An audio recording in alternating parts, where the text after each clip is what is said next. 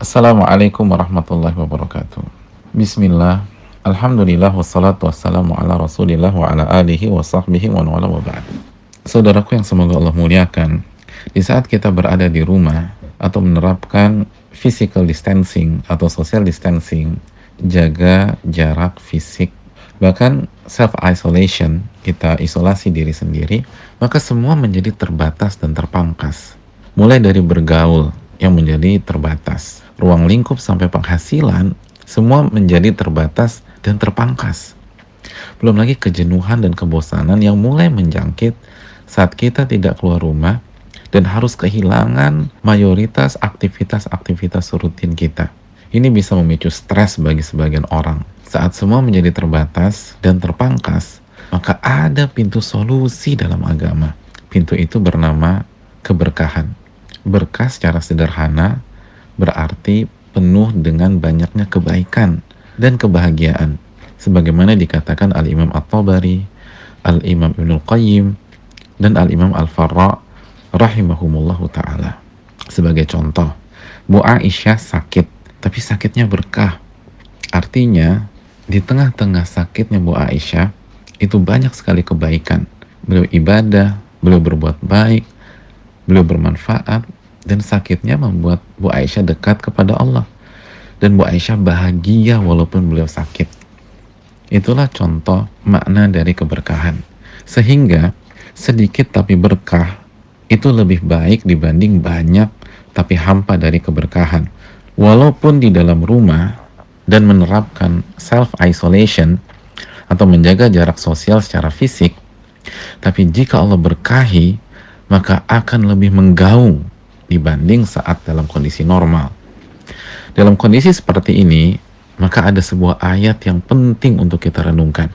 Ucapan Nabi Isa alaihissalam yang Allah firmankan di dalam Al-Quranul Karim, di dalam surat Maryam ayat 31. وَجَعَلَنِي مُبَارَكًا أَيْنَمَا كُنْتُ. Dan Allah menjadikan aku penuh dengan keberkahan dimanapun dan kapanpun aku berada. Ayat ini menjelaskan bagaimana kehidupan Nabi Isa alaihissalam. Dimanapun dan kapanpun beliau berada, beliau penuh dengan keberkahan. Beliau penuh dengan kebaikan, membawa kebaikan, dan menjalaninya dengan penuh kebahagiaan. Di rumah beliau bahagia dan menebar kebaikan. Di luar rumah pun beliau bahagia dan menebar kebaikan. Kapanpun dan dimanapun, isi kehidupan beliau adalah kebaikan, kebaikan, dan kebahagiaan. Dalam kondisi lapang, hidup beliau membawa kebaikan. Dan pada saat sulit atau sakit pun penuh dengan kebaikan dan dijalani dengan kebahagiaan. Allahu Akbar. Bagaimana cara Nabi Isa mendapatkan hal itu semua? Mau lapang, baik dan bahagia, dan mau sulit, baik dan bahagia. Bagaimana cara mendapatkan keberkahan di saat kita berada di rumah, mengisolasi diri, atau menjaga jarak fisik? Mari kita buka lembaran tafsir ayat di atas. Ada beberapa keterangan jika kita melihat penjelasan ulama tentang apa yang dilakukan oleh Nabi Isa alaihissalam, sehingga beliau diberikan keberkahan oleh Allah. Yang pertama, Nabi Isa alaihissalam adalah orang yang senantiasa menebar manfaat kepada sesama, sebagaimana dikatakan Al-Imam Mujahid. Maka jika kita ingin mendapatkan keberkahan dalam kondisi berat seperti ini, maka selalu berpikir bagaimana memberi manfaat untuk orang lain, walaupun kita hanya berada di rumah. Mulai dari bantu orang rumah, sampai bantu sebanyak mungkin orang. Ingat saudaraku, kita punya senjata di tangan kita yang bernama gadget. Gunakanlah untuk men-share info yang positif, atau buat campaign dan program ajakan kegiatan dan aktivitas dari rumah yang bermanfaat, dan share ide-ide usaha bagi yang dirumahkan atau yang usahanya harus gulung tikar karena pandemi ini. Dan prioritaskan memberikan manfaat untuk akhirat seseorang sebelum memberikan manfaat untuk dunia seseorang. Maka insya Allah kita akan menjadi orang yang berkah. Yang kedua, Nabi Isa alaihissalam mengajarkan kebaikan dan ilmu, sebagaimana yang dijelaskan Al-Imam Mujahid. Dimanapun dan kapanpun beliau selalu mengajarkan kebaikan kepada lingkungan dan Bani Israel. Maka jika kita ingin mendapatkan keberkahan di kondisi hari-hari ini, maka isi waktu dan hari-hari ini dengan ilmu, Berada di rumah bukan halangan untuk menuntut ilmu. Justru seharusnya semakin banyak waktu untuk mengikuti kajian, baik yang live online atau rekaman. Jika kesulitan untuk kajian yang durasi panjang, kita bisa raih ilmu yang dikemas dalam nasihat-nasihat singkat. Walaupun yang terbaik tentu saja adalah sapu bersih keduanya. Luangkan waktu untuk baca buku dan artikel yang syarat akan ilmu. Lalu ilmu yang didapatkan kita coba amalkan. Jangan hanya semangat belajar tapi lupa diamalkan. Bukankah dengan mengamalkan ilmu merupakan edukasi dengan contoh, mengajarkan dengan contoh di hadapan orang rumah kita, sehingga mereka bisa mendapatkan hidayah dan mendapatkan kebaikan.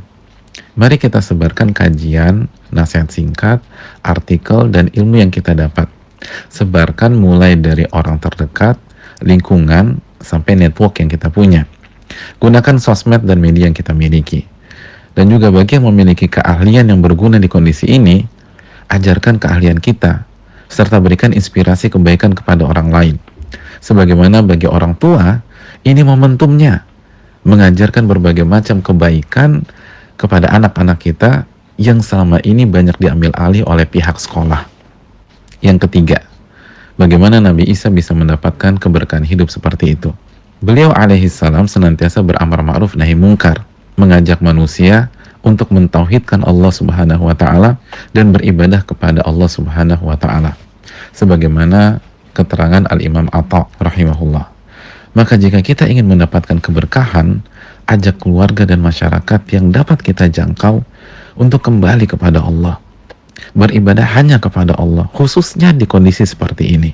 Merendah, mengkerdilkan diri, dan bersimpuh kepada Allah.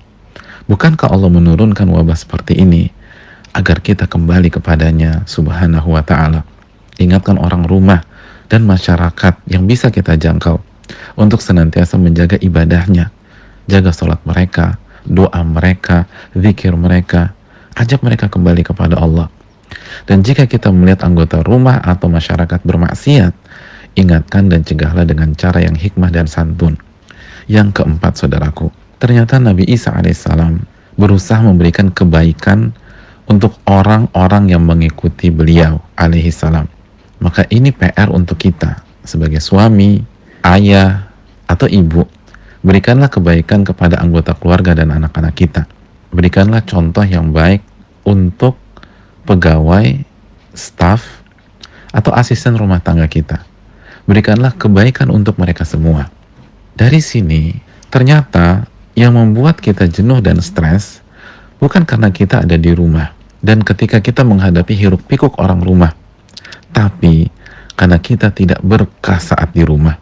Sebagaimana yang membuat kita resah dan panik bukan karena situasi wabah atau jatuh sakit, tapi karena kita tidak berkah saat wabah atau saat kita sakit.